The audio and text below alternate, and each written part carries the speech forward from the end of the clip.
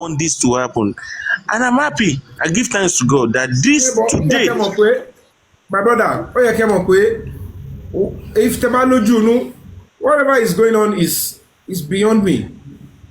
It's over demon one fellow pussy lane. I still understand. Fúnra oníkọ́bà ìlú máa fẹ́ lọ́rẹ̀ pé kú. Àwọn tó ti mèmí látànà kó tó dé ni. Àdúrà tó yẹ kó ti ṣe. Instead of in ju level sunu kòtò Mohbad yẹn, àdúrà Yomi Fabiyi yẹ kó ti mú banu. Ọlọ́run má jẹ́ kó ti ẹ̀rù orúkọ wà. Kò yé yín. Torí tèmi bá ebi ò mọ ọmọ yẹn ṣe gbogbo mi ò ṣe torí anything. I keep saying this. I keep saying. And at the end of the day, people will they will realize that we won't touch it, you affected it. Because people want to draw up. Where is it? It's not in my thought in it. It's not in my agenda. And my heart is plain. And that is the honest truth. Me only. Boy, share Babija. And there is no way I have ever, people they forget to like, but is this person a new person? That was more about the lifestyle to Timbabo. Go back to my history. Do I look like one of those actors that you can say he's living a fake life? So why would I now be coming into human rights, fighting for justice, and then you think I will have to come and start acting like a celebrity, pretend, or I will come with an ulterior motive? Before you treat me, you go back to their history, go back to the movie industry and ask, does Yomi have any problem with anybody with money? Does he ask Kosheleri? But I just look at all those arrows as one of the things that we have to face if you want to pull through, because those are the testing, it's like a testing ground. You have to go through them before you face the bigger one. And funny part is that they are tips of the iceberg, because I've said it categorically. To win this kind of a war, apart from we're going to be honest with our struggle, we have to understand the fact that Bible Sony, you're fighting against principalities and powers, and the clinical my Bible because election they mandate go. When you lost deeper life, my Bible lori but we're fighting against not flesh and blood, was against the principalities and people of the high places. But whatever the case may be, angle to going back o yato. And like I said, ẹni tí ó bá ti mọ̀ tó máa jẹ ẹni tí ó gbẹ̀mí Mohbad àtàwọn tí wọ́n ń gbẹ̀bọ̀dè tó máa jẹ wọ́n sì ń jẹ nǹkan lọ́wọ́. Ó ti jà wọ́n tó máa jẹ, but tó máa jẹ gbogbo wọn àti ó sì ń bọ̀. I'm not the problem. And I would want to again appreciate all TikTokers. Please forget about this one has abused Yomi before. This one doesn't like Yomi. Even if you're my fan and you felt for me at some point, the best way to win this war is to forgive and forget. Look into the fact that people will give you a name that doesn't belong to you. People might do it because they are not, they didn't see somebody to give them a different opinion. People will go with an opinion because it's looking like a popular opinion at some point, and there is nobody to give them a different narrative. And me not fighting for my name when they were dragging my name was not because I don't want to, but because it's going to be like a massive distraction. And at the end of the day, I know one thing will resolve this if I can maintain my momentum and adjust little, because the only thing that is constant in life is change. But I cannot, there's no way I can put this kind of acting. It's not possible. The best actor cannot pretend and create all these things and make it look like, oh, he's now a changed person. Because when you look at the old scenario, you realize the fact that some of them, they are coming natural, some of them are embedded. They are embedded. They are natural tendencies. They only come to meet up at some point and then people begin to understand you. So if you want to really achieve anything that is worthwhile, that is significant, you must be willing and ready to be misunderstood, hated, misconstrued, until things start making sense. But don't conclude on me yet. Don't even praise me yet. Allow me to continue what we're doing. Take your time. And trust me, I will tell you on my honor, by the time Mohbad is going to get justice, everybody will still be on the same page and say, now I can now know clearly. You can see, before people thought, oh, you're meant to make gbéraga, kò fẹ́ gba owó lọ́wọ́ àwọn èèyàn. Ṣé pé wọ́n sì fẹ́ máa lo owó yẹn náà. But because before we don't even know what is going to happen today, we've been able to make an attempt to say, you know what are the loopholes? How are they getting through to me? How are they trying to weaken the crusade? And trust me, hold on, guys. Why DPO, sir? Why DPO? Check you around. Try to mute, sir. Try to mute, sir. Why DPO? Check you around. Okay. Am I join? Musa is live there. Thank you so much, sir. Musa, Yomi, mute. All right. Kilabi? Ọ̀nà tí mute mic yín. Oh, see my side okay. So, like I was saying, I want to appeal to all of us. We need our unity. Please, let us refrain from picking O's. As we speak now, naturally, the trend will push some people out of the fray because they were never sincere from beginning. And those that will stand, will continue to stand. Thank you so much, Vicky 2203. Will continue to stand. But if we identify ourselves, it is important for us to do this. Hello. Vigilance.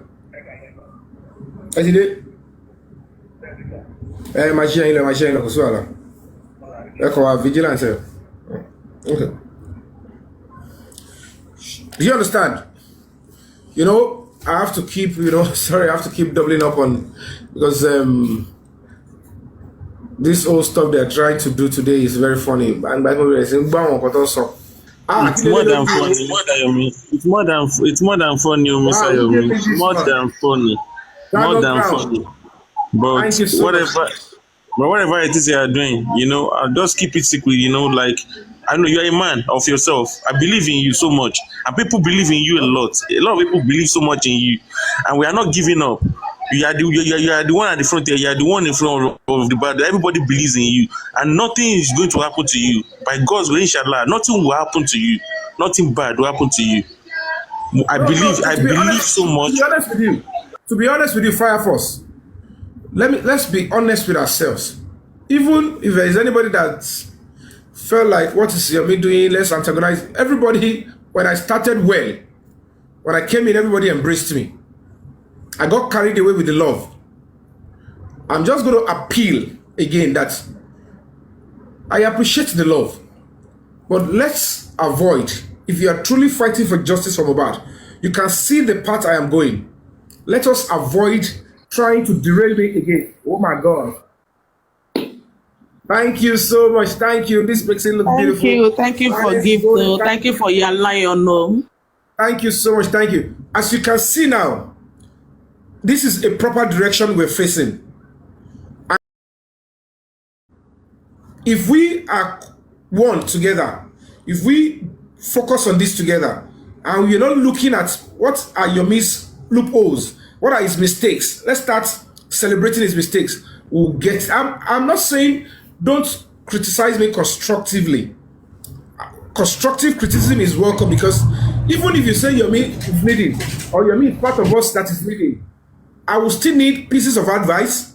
I will still need people that will be able to, nudge me if I'm going out of, but it must be with love. Because We are now at the critical stage. We are now at a critical stage. Forget about it. The police, for now, they know it is now a serious melee. If it is going to take me to actually go and find an audience with the governor one-on-one, I'm still going to do it. It is still an opportunity. I still have the opportunity to say I would like to see the governor. I would like to see the Inspector General of Police. I would like to see the Commissioner of Police. I would have to speak truth to the authority and tell them, this at this stage, this thing is not going. So we're going to be fighting online, but we still understand that we have to harmonize all what happened today. Only a toddler, even a toddler, knows that as we speak now, the truth, I am saying, justice is, as in Mohbad, even if Mohbad is listening to us now, as we speak now, Mohbad is jubilating somewhere. He is jubilating that, thank God, I know I can't do it myself. I want to go and rest, and I want to go and rest with the truth and the light. He is knowing fully well that Osibo Sheferi, I'm edging closer. And of course, we just have to fight and finish to the end. Don't forget, the soldiers, the police, they have power. But the real power lies with the public and the masses. The real power lies with the people when they say, let us move out physically and we march out when we can. Trust me, I would, if there is going to be any reason for me, and there is no way I will not be able to, if I want to lead, I will lead. If I say I'm going to lead, I'm going to lead. Because I will never say what I can do. Because this is not about money.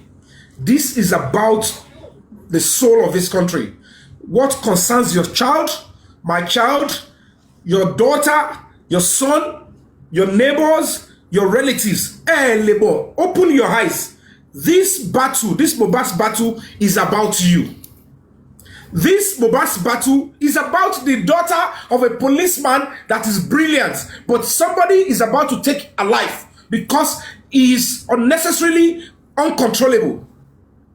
That police officer should know that in spite of all your vigil, patrol, your effort, your daughter you are spending to raise, a man is somewhere in the next 3-4 days, 2 weeks, 6 weeks.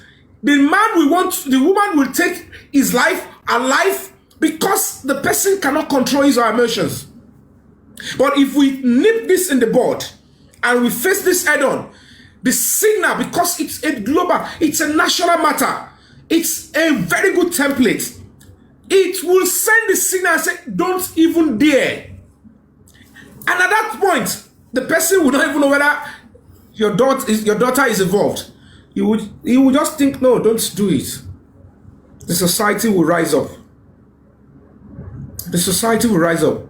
Every connection I have will not make sense. The society will not condone it. Don't let me take a life. And that is how your daughter will be saved. Your beloved daughter, your son will be saved. If somebody, you know, it's quite funny. Look at what happened today. We all are going to go into this debate. We're going to talk about it. You understand, guys? But I won't be staying too long. The reason is because, you know, as you can see, I have to attend to these, you know, the police. You see, Mr. Yomi, before I submit my final submission, before I keep quiet for others, I was at some point I was very annoyed. Why was I annoyed? Because you know, you know, by allowing, because you already cleared that it's not that there was no security enough to protect that area, but because of your own free mind, you allow some people to come in there.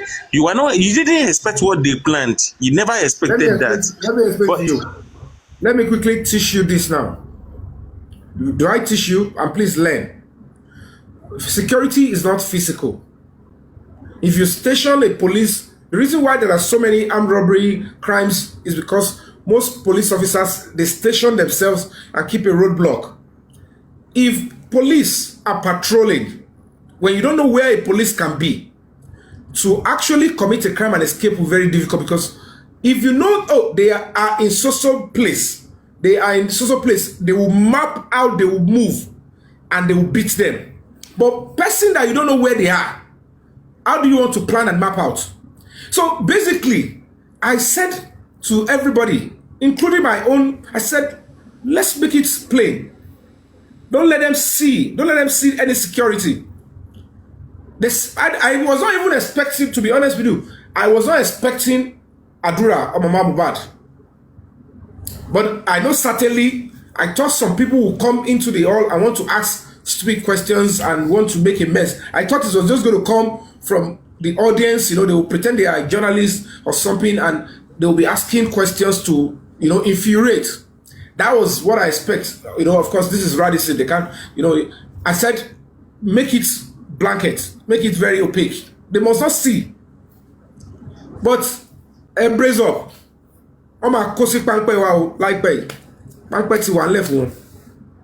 Because to win these people, one gbọ́dọ̀ ṣiṣẹ́ yẹn kanlẹ̀. Ẹ ti ọ̀sán, a gbọ́dọ̀ ṣe débi pé wọ́n mọ̀ pé orí títì ni wọ́n bá wa. Fully. I submit my. Kọ́sáré ṣe. Wọ́n ṣiṣẹ́.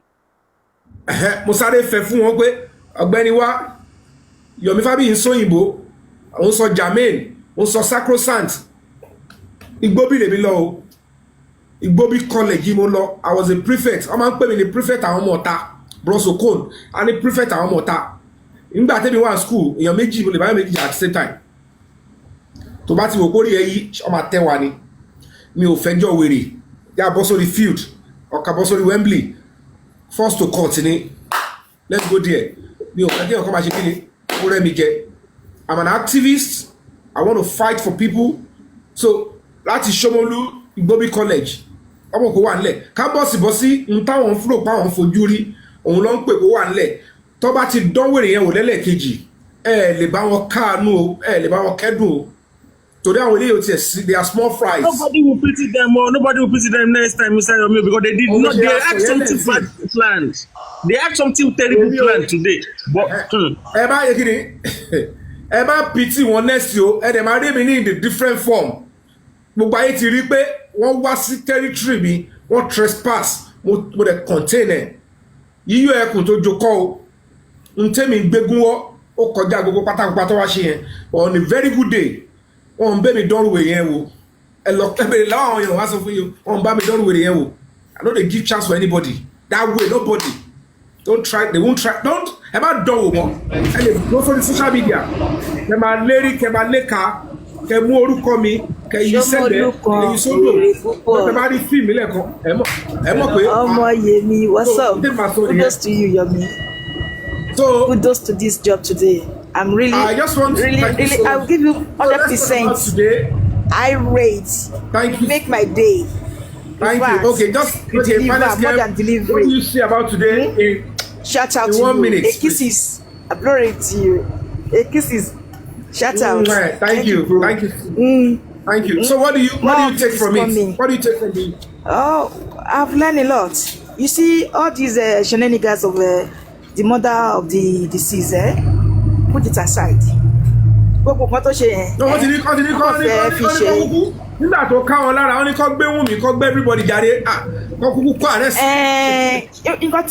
You see, what she expected is not what they came there. It's not what they meant.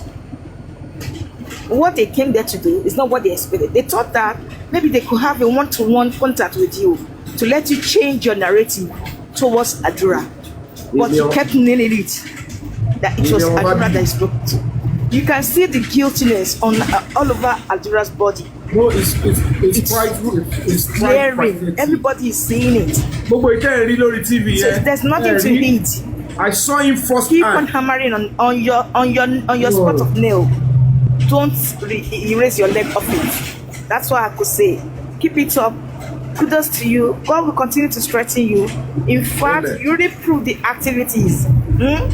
Ogbogbo Aluta continua Victoria Asata. In fact, Monja wọ́n ní wèrè Ṣómólú gbọ́gbọ́n ló ṣe gbé wọ́n yẹn wàá yọ ṣọ́ọ̀kì lẹ́sẹ̀ wọn wàá tì wọ́n máa fún Mohbad justice wọ́n máa tún dára sí ọlọ́pàá máa tún ṣe decoration wọ́n máa fi colouring wọ́n máa ṣe design táwọn oníkéèkì máa ṣe sí justice Mohbad máa gbà iṣẹ́ tí wọ́n gbà ní iṣẹ́ wọ́n ké ni lórí platform wọn látàárọ̀ wọ́n ń ké ni ìgbà tó bẹ̀ sí ká speech yẹn oh my god wá wo gbórí platform wọn ó dàrú lọ ni orí mi ṣe pé bọ̀ wọ́n platform how was my speech mo kàn switch sókè sí ìwọ kẹ wo ó gbóná jù yẹn lọ ṣé yìí tó ti rọra kà jáde yẹn ó ní èdè wọn dáhùn kò sí nǹkan tó fẹ́ ṣe sí tábà dẹ̀ tí wàá rí justice that means pé ìlú wa ti corrupt yẹn 100%. No. With what you got attacked, with what you got attacked at the moment now, at least it's supposed to work. sacrosanct. There was no sacrosanct. There was no sacrosanct there. Don't worry. I will drop a speech. I will not. And then you need a copy of that speech. And then an information reached that one King White once fún wọn ní paper kan share paper kan fún wọn concerning the court case or something like that. Do you have the copy with you? You got the copy with you? If you got the copy with you, I don't mind having it with your speech as well. No, I can just send DM me on my WhatsApp. I can send it to you. Send it to me on my WhatsApp. I'll be glad. I will do that. Sorry, kini tó bá tún di April, a máa tún gbé mi dìde. Mark it down. April. Yeah. Another one. When try about to fine. Tí ó bá ti dá wa lóhùn by April, a máa gbé mi jáde. April no. Ẹ wí ojú inú ni o. Ẹ yá mi lójú inú yín. The police at this point, they belong to Nigerians.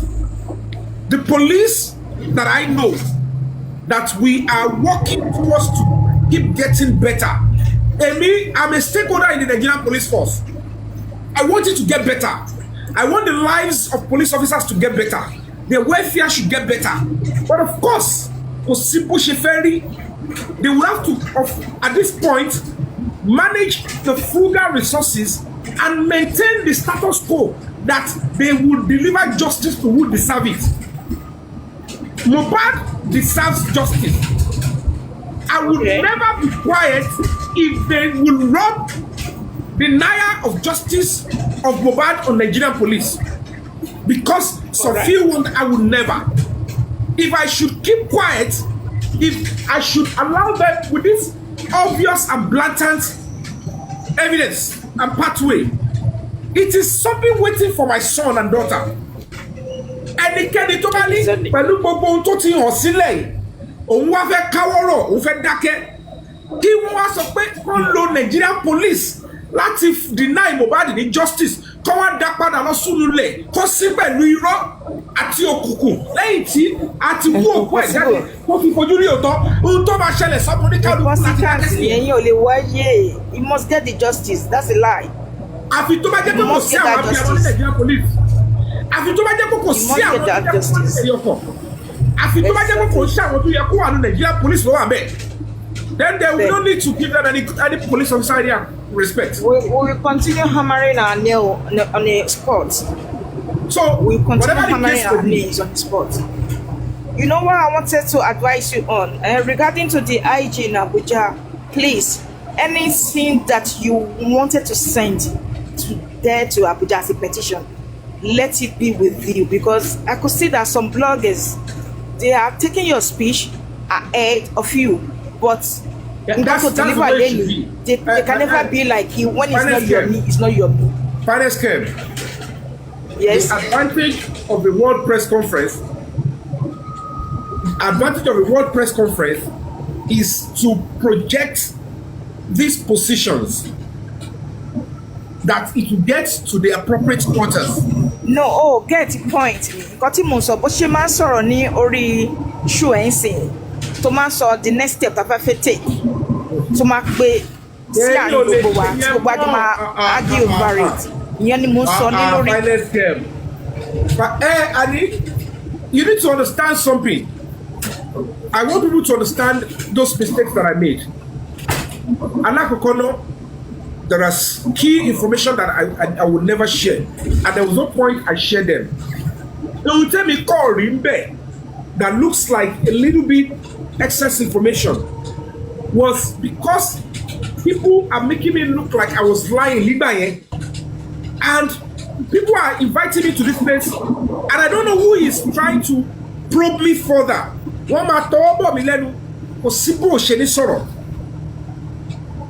Papa, ó dùn sọ because it's like you're on a hot seat, and don't forget at that time I was offline. We faced it physically, and the moment they were like, "You need to tell us why this? Why do you want us to believe this?" Okay, I will video time. Sorry, I didn't want to throw it out. Do you know what that video and the little effort Emma got us to go through? I know. From that video, yeah. I know that it was a fake. Yes. Even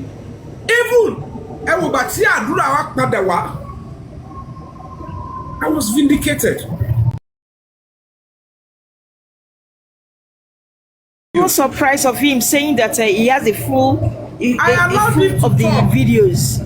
I allowed him to talk. I followed the body language. Don't you see the body language? The boy was scared. You can see. He was scared. He was barely scared. Let me be honest with you. I have very slim chance to be able to get something out of it. Yeah, I do. I understand. Because most times, camera one but monitor who was beside him, the mother, and the other agents aside, at the same time, so that I can be able to extract what I can within a short period of time. I understand because it was frightening today. You can see it from all over his face. And let me say this. And then he made a two statement. The boy wants to say something. When he wants to talk, Firefox, he's looking at some people. Give me a moment, please. Firefox, a moment, please. Firstly, he first of all said that he has the full details of the video with him. Later, but to jáde lọ, tí yẹ sọ pé bí ń pa, ó jáde lọ, tó kura wọn lọ, tó bá padà wọlé, tó bá question ẹ̀ tó wá sọ fún yín pé ohun Mohbad wà ńbẹ̀, ohun Cynthia wà ńbẹ̀, àtẹnìkan. And you are asking for that ẹnìkan yẹn, you didn't answer. Hold on, because one of our carried Okay. They came here to support me and I will mute. No, don't worry. I don't back in it. I don't compound back. Why did you? Yes, sir. Our name people side. Okay, shall I for me be abi? She faji lo ese àwọn security àwọn officers they don't come faji mo. Wọ́n ṣe. Mo pa join yin sin. No wala to. All right, thank you, sir. Mo bo sin. So let me just do like Mr. Yomi, can I say something? God protection, please hold on. God's protection. God protection, please hold on. Let me finish my submission.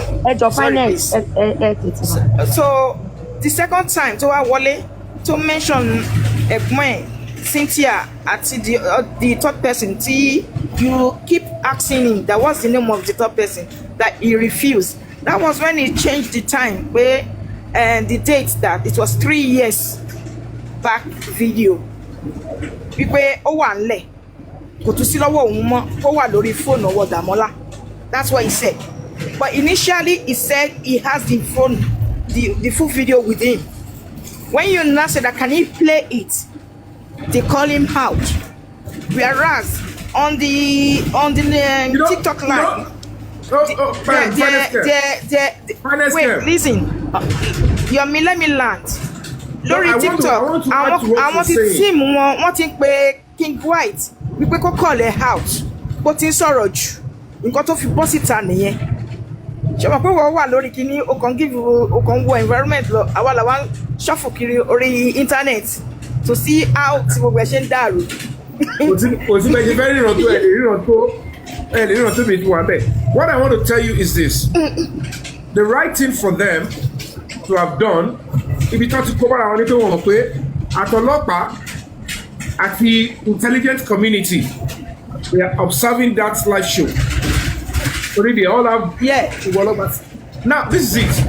If you are coming to tell somebody like me that, believe me, I'm not the one, it is safer. Because at the video on the phone, other one, at the fresh one, you will only make it. I agree with that. Check follow me. If you are duty bound, if you sign up into another iPhone, to sign on that phone here, video to record, to another phone here, automatically to come on the next iPhone. Do you understand? And that situation, I was expecting that they should come up with the video where Mr. Yomi, guess you are. I understand what you're trying to do. This is a full video. You can see their manipulative skill that they brought, and that idiot called Otibaje. The way the guy harassed you, he needs to be arrested. Hold on, wait, finance cam. You need to get it out. And they don't know that Osibeshele, Femalo, Nigerian police wrongly told, they are still intelligence gathering institution. They will look at you and say, your brother died. You claim somebody impersonated you, and he was giving account of how your brother died, and said he has a video. If it is the same video that you have in your hand, is what he is promising Yomi Fabiyi. If you are so sure it is not the video that Mohband died, you will easily show it to him and say, Baba, I don't mind. Can make sure you know draw can not draw I just make sure. But if I can video to promise here to send it 3 seconds. Full one lele ko se bi ti Mohband ti ku. But when you don't tell wa fi oku egbon mi, o fe fi gbowo lowo yin, o de tun se balabala yen, o tun se be fun mi. Egbon, believe me, I can't do this to my brother. Please let us work together and let Yailema get witness. They thought they are trying to threaten somebody like me, and they are making a mess of the memory of Mohband. Sheti Mohband about the power lati dide. Shemoyi àwọn tó bá lagi mo lórí be to do wọ́n be get tu. Àìmọye. Àìmọye. Ìwà èpè, ìwà ègún. Ẹ gbàgbé àwọn ìwà ìkànnì. And the mother was raining heavily curses on herself when she knew the truth. She knew the truth of the matter. Let's have somebody curses on herself. As a mother, I was highly disappointed. Let's have somebody here so that we can come back to sorry, I also enter work, please, Kid Boss. All right, let me finish with you. Thank you so much, Finance. All right. For you. All right. Thank you. Bye for now. Thank you so much. So basically, if it's in Nigeria, they drone here, and the police will look at it. This is your blood brother, for crying out loud. This is your son, for crying out loud. If you're going to be hammering on anything, you hammer on the fact that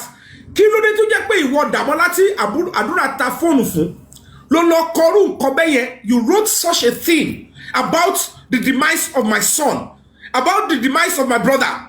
They are not looking into that. Is that what the Nigerian police wants to keep protecting because of one person? Because this is a picture that we should be painting to the world about our family values and ties. We will not accept this. You are not coming to sit beside me because Ibero to shaju. Motu fuilo dies. Mr. Yomi. And the beloved by sorrow. And the person painted the last moment of my brother this way. And you call a call. And it will call you and it's a phone funny. I want your help. But let me prove to you. What do you want me to show? I am ready to convince you, sir, that I am not the one. Oh my Jessai punch. Kill on share. Toba she with him, my ship and Mohband. I was how we here. But okay, it go lawa. ja fi no what see. Oh, what she yet mo wo. And I asked the mother, and then oba yin sun e loyun e bi Mohbad. E wan sọ fún mi pé Mohbad yo lo to le ti fi kọrin tó fi bu yin tó fi pawó ọmọ tẹ́ bí tó bá fi experience tó ní true yayo àbí tó bá kò bá fi story ayé yín kó fi kọ film àbí kó fi kọrin kó fi pawó ìyá bá gbà bẹ́ẹ̀ ni ẹ wá rán oró lára ọmọ tí ẹ bí nítorí pé ó ti sọ daddy I am sorry but ó kàn yín má gbélébù lẹ ṣe wò pé àkútúkú ẹ̀ lọ́rùn. I am telling you today madam intẹ̀dánwò lẹ́ni yẹn that's the last chance. Now I am going to be facing you fully.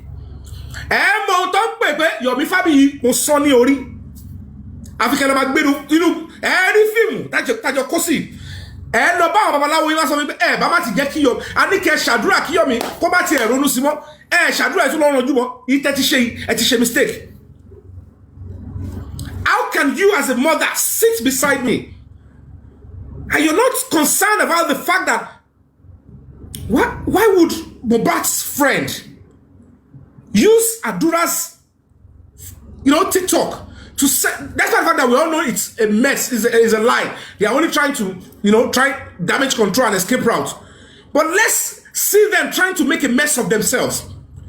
Torí gbogbo àwọn tó support àwọn people yìí, ohun tó máa padà ṣẹlẹ̀ sí gbogbo àwọn ọmọ tẹ́ bá bí nìyẹn, ìwà táwọn ọmọ yìí máa wù síra wọn lẹ ti support yẹn. Ẹ wà lórí social media o, ayé mọ̀ yín o, ẹ hide face yín o, ohun tó máa gbẹ̀yìn àwọn ọmọ yìí nìyẹn, àṣẹ́dẹ̀ ti gùn bẹ́ẹ̀ dẹ̀ ló máa rí.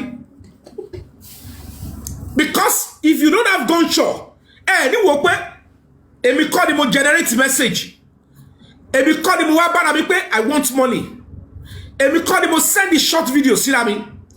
And if you Adura have seen the short video before, you said it was on your phone. You choose not to delete it because you thought it's your aboki, you gave it to him. Mo ní gbogbo ọlọ́tẹ̀ bá fẹ́ pa kò síbi tẹ́ fẹ́ yìí. A ṣe ọlọ́pàá rí gbogbo ohun tẹ́ ń ṣe yìí. At